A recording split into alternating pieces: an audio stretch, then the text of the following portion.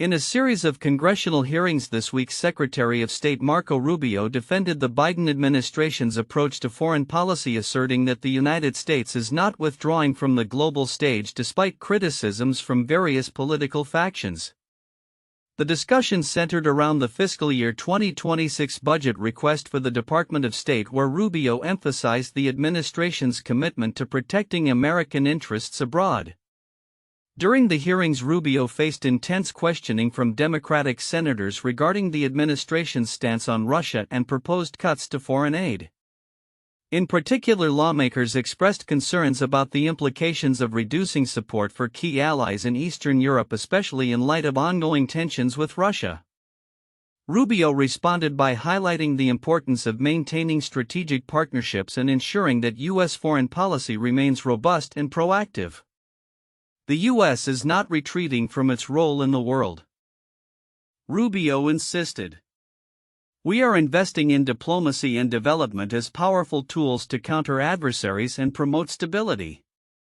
His remarks come at a time when critics argue that the administration's policies may inadvertently embolden authoritarian regimes. The secretary pointed to increased funding for various programs aimed at bolstering democratic institutions and supporting human rights globally.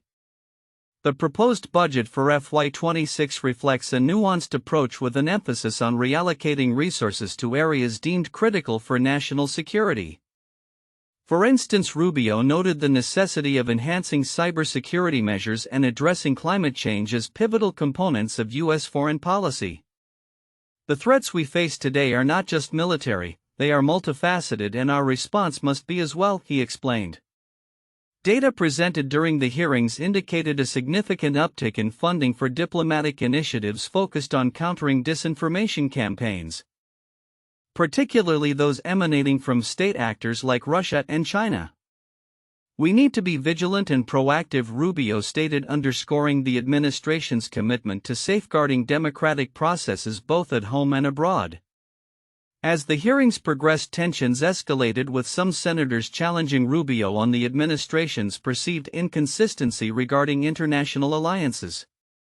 You can't say we are committed to our allies while simultaneously cutting aid, one senator remarked, reflecting a broader concern among Democrats about the potential long-term consequences of these budgetary decisions.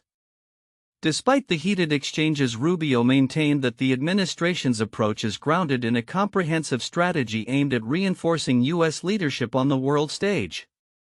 He pointed out that the current geopolitical landscape demands a reassessment of traditional foreign aid models, advocating for a more strategic alignment of resources to maximize effectiveness.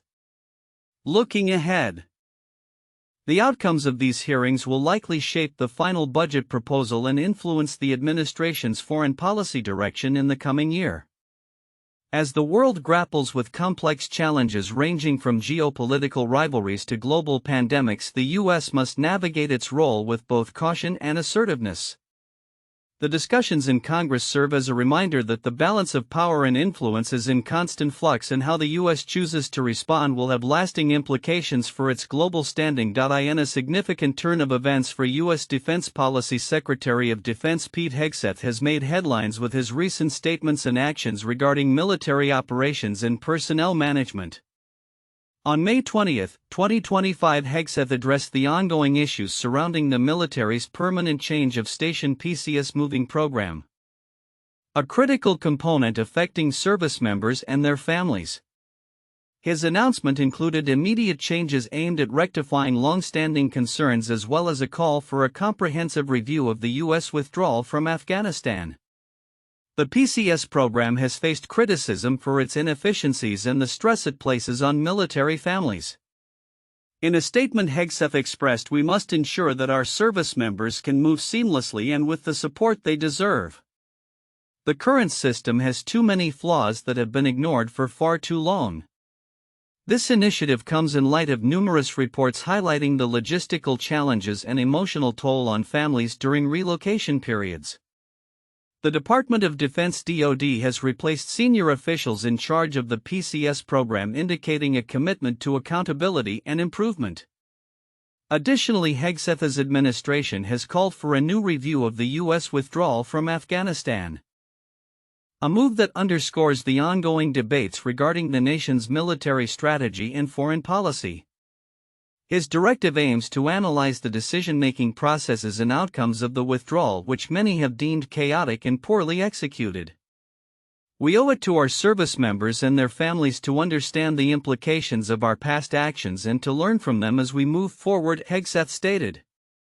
This review is expected to provide critical insights into operational effectiveness and the humanitarian impacts of such military decisions. While Hegseth's efforts are welcomed by many within the defense community, they have not been without controversy. His recent remarks regarding security clearances sparked a wave of backlash on social media, with critics questioning his grasp of the issues at hand. The Secretary's insistence that the military can maintain operational integrity while addressing these systemic flaws has led to a mix of skepticism and support among lawmakers and military families alike. The combined initiatives reflect a broader attempt by the current administration to realign defense priorities and enhance service member welfare. As these changes unfold, the implications for military personnel and their families could be profound, potentially leading to a more streamlined PCS process and a better understanding of the complexities involved in military withdrawals. As the DoD embarks on this path of reform, the eyes of the nation will remain fixed on how effectively these measures are implemented. The true test will be whether they can foster a culture of accountability and support that meets the needs of those who serve. Looking ahead, the outcomes of both the PCS review and the Afghanistan withdrawal analysis will likely shape U.S. military policy for years to come as the nation grapples with its role on the global stage and its responsibilities to its service members. In a critical juncture for public health policy, the Senate Appropriations Committee has recently reviewed President Biden's budget request for the Department of Health and Human Services (HHS) for the fiscal year 2026. This proposal aims to address a myriad of challenges facing the nation's healthcare system amidst ongoing debates about funding priorities and the future direction of health policy in the United States. The budget request, which was unveiled on May 20, 2025, seeks a significant increase in funding to bolster healthcare access, combat public health crises, and enhance mental health services. It reflects a recognition of the pressing need for comprehensive support in the aftermath of the COVID-19 pandemic, which has exposed vulnerabilities in the healthcare infrastructure. As part of the plan, the administration has proposed substantial investments in mental health resources, a response to the escalating mental health crisis exacerbated by the pandemic. Senator Patty Murray, chair of the Senate Appropriations Committee, emphasized the importance of these proposed funds, stating, "We cannot afford to turn our backs on the health and well-being of our communities. This budget is a step towards making healthcare accessible for every American." The proposed budget includes allocations for expanding community health centers, which are crucial in underserved areas, and for increasing funding for the National Institutes of Health (NIH) to advance research into chronic diseases and health disparities. However, the budget proposal has not gone without scrutiny. During the committee hearings, several senators expressed concern over potential cuts to critical programs under HHS, particularly those aimed at combating substance abuse and supporting maternal health. Senator Roy Blunt articulated the apprehensions of many, arguing that, while we need to address mental health, we cannot overlook the significant gains we have made in other areas that are now at risk. In a related dialogue, Robert F. Kennedy Jr. addressed a gathering of farmers seeking to ease concerns over his recent report that targets pesticide use and its implications for public health. He reassured attendees that the report's findings should not instigate undue fear among agricultural stakeholders, as it aims to foster a balanced discussion on environmental health and safety. "We need to ensure that our agricultural practices are sustainable and safe for our communities," Kennedy asserted, highlighting the delicate interplay between environmental health and public safety. The broader implications of the budget proposal extend to how health policies might evolve in the coming years. With the ongoing push for healthcare reform, the administration's focus on community-based services and preventive care reflects a paradigm shift towards a more integrated healthcare system. This approach not only aims to enhance immediate health outcomes but also seeks to create long-term sustainability in health services. As the Senate deliberates on the budget, the outcome will undoubtedly shape the landscape of American healthcare. Stakeholders from various sectors are closely monitoring these developments, anticipating the potential for significant policy shifts that could redefine health access and equity in the United States. The discussions in Congress over the next few months will be pivotal as lawmakers weigh the need for increased funding against the backdrop of fiscal responsibility. Looking ahead, the outcomes of these budget negotiations will have profound consequences not just for HHS but for the entire healthcare ecosystem in America. As the Senate works towards a consensus, the focus will remain on ensuring that the health of the population is prioritized, setting the stage for a healthier and more resilient nation. In a landscape where political figures frequently find themselves at the intersection of public scrutiny and personal endeavor, former Florida Attorney General Pam Bondi has recently become a focal point for a series of controversies. Most notably, she has been under fire following reports of a significant financial maneuver, a $1 million stock dump, coinciding with the imposition of tariffs by the Trump administration, raising questions of potential insider trading. This action, combined with her recent public appearances, has ignited discussions about ethics in politics and the interplay between personal gain and public duty. On May 21, 2025, Bondi's decision to sell off a substantial portion of her stock portfolio came just as the Trump administration announced new tariffs that were expected to impact various sectors of the economy. Critics swiftly pointed out the timing of the sale, suggesting that it could indicate a potential conflict of interest, especially given her previous role as a public servant. A leading judiciary Democrat has since called for an investigation into these transactions, citing concerns over insider trading and the ethical implications of Bondi's actions. The request for inquiry reflects broader anxieties about transparency and accountability in political dealings, particularly when personal finances appear to intertwine with government policy. Moreover, Bondi has also made headlines for her remarkable personal transformation, shedding 50 pounds and drastically changing her lifestyle. This weight loss journey, from 210 to 160 pounds, has been met with admiration and curiosity, as many have noted the discipline and commitment required to achieve such a dramatic change. Bondi herself has spoken about the importance of health and wellness, emphasizing how her transformation has equipped her to handle the pressures of public life more effectively. "It's not just about looking good," she remarked in a recent interview, "it's about feeling good and being able to serve my community better." However, as her public persona evolves, so too does the scrutiny surrounding her actions. The juxtaposition of her personal achievements against the backdrop of political controversy paints a complex picture of a figure navigating the challenges of public life. While her commitment to health and wellness may inspire many, the legal and ethical ramifications of her financial decisions continue to raise alarms. As this story unfolds, it remains to be seen how the investigation will progress and what impact it may have on Bondi's future endeavors, both in politics and beyond. The convergence of personal health goals and political responsibility illustrates the multifaceted nature of public figures in today's society, where every decision is subject to examination. As Bondi continues to navigate these waters, her journey serves as a reminder of the ongoing dialogue about ethics, accountability, and the personal sacrifices that often accompany public service.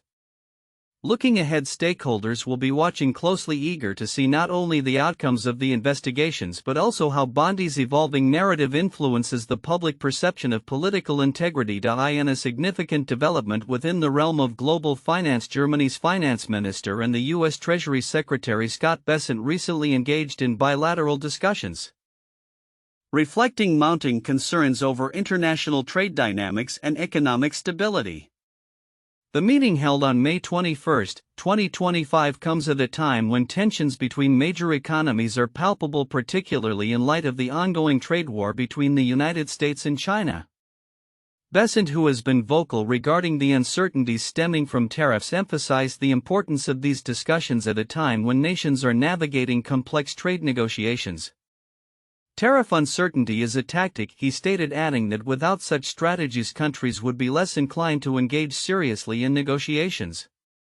His remarks underline a broader sentiment among U.S. officials who view the current trade environment as a chess match where maneuvering and positioning are crucial for favorable outcomes. The backdrop of these conversations involves the fragile truce established between the U.S. and China, which has recently come under strain as both nations continue to exchange barbs. The potential for renewed tariffs looms large. Reports suggest that the dialogue between Besant and his German counterpart was aimed at fostering a united front among allies while addressing the fallout from the trade skirmish that has repercussions across the globe. The G7 summit, which is fast approaching, is expected to be a critical platform for discussing these issues further. Data from recent trade reports indicate that the ongoing tariffs have begun to take a toll on the economies of both the U.S. and its trading partners, with significant impacts on supply chains and market stability. Analysts have noted that these tariffs not only affect trade balances but also consumer prices, leading to increased costs for goods and services. As the financial community watches closely, the pressure mounts on leaders to find a path forward that minimizes damage to their economies. Furthermore, the implications of these discussions extend beyond mere economic statistics. The ongoing trade war has fostered an environment of uncertainty in international markets, prompting concerns about long-term growth. The stakes have never been higher, Besant remarked, underscoring the urgency for collaborative strategies that can mitigate risks and bolster economic resilience among G7 nations. As the world watches the unfolding events, the outcome of Besant's discussions with the German finance minister may set the stage for a renewed approach to international trade policies. With the G7 officials poised to gather amid these headwinds, the potential for cooperation will be crucial in defining global economic priorities moving forward. The path ahead remains uncertain, but the need for dialogue and strategic alignment has never been more apparent. In a significant move underscoring its strategic reshaping, BGC Group has announced its intention to repurchase 16.4 million shares from former CEO Howard Lutnick. This decision, made public on May 21, 2025, signals a noteworthy shift in the company's approach to capital management and shareholder value enhancement. The buyback, valued at approximately $250 million based on current market prices, reflects a broader trend among corporations aiming to return excess capital to shareholders and optimize their stock performance. The share repurchase is particularly significant given Lutnick's lengthy tenure and pivotal role in establishing BGC Group as a major player in the financial services industry. After stepping down from the CEO position, Lutnick has maintained a substantial stake in the company, making this transaction a critical step in redefining both his and the company's future directions. This repurchase represents a unique opportunity for BGC to strengthen its capital structure while providing liquidity to shareholders, said BGC Group in a statement, emphasizing their commitment to maximizing shareholder returns. The move comes amidst a backdrop of changing market dynamics and increasing scrutiny on corporate governance practices. As companies navigate post-pandemic recovery, share buybacks have become a prevalent strategy, with many firms opting to use surplus cash to bolster their stock prices. According to recent data, share buybacks in the U.S. reached an all-time high in 2024, a trend that BGC Group appears keen to leverage in order to enhance investor confidence. In a related development, Newmark, a subsidiary of BGC Group, recently completed its own share buyback, repurchasing 11 million shares from Lutnick. This dual transaction underscores a deliberate strategy to consolidate ownership and streamline operations following Lutnick's departure from the CEO role. Analysts suggest that these buybacks may not only signal confidence in the company's long-term trajectory but also serve to stabilize its stock amid volatile market conditions. However, the broader implications of these repurchases extend beyond mere financial maneuvers. Lutnick's prior leadership saw the company expand its global footprint and diversify its service offerings, a legacy that both BGC Group and Newmark will aim to build upon. As Lutnick transitions away from day-to-day management, the execution of these buybacks could potentially influence the governance structure and strategic priorities of both firms. Looking ahead, the impact of these share buybacks on BGC Group's financial health will be closely monitored by investors and analysts alike. Should the company successfully navigate this transitional phase, it could emerge stronger with a more focused vision for future growth. The effectiveness of these strategies will ultimately hinge on the company's ability to innovate and adapt to evolving market demands. As BGC Group embarks on this new chapter, the market will be watching closely. The interplay between capital management strategies, shareholder interests, and executive leadership transitions will be crucial in determining the company's trajectory in the coming years. With Lutnick's legacy still looming large, BGC Group faces both the challenge and opportunity of redefining its future in a competitive landscape.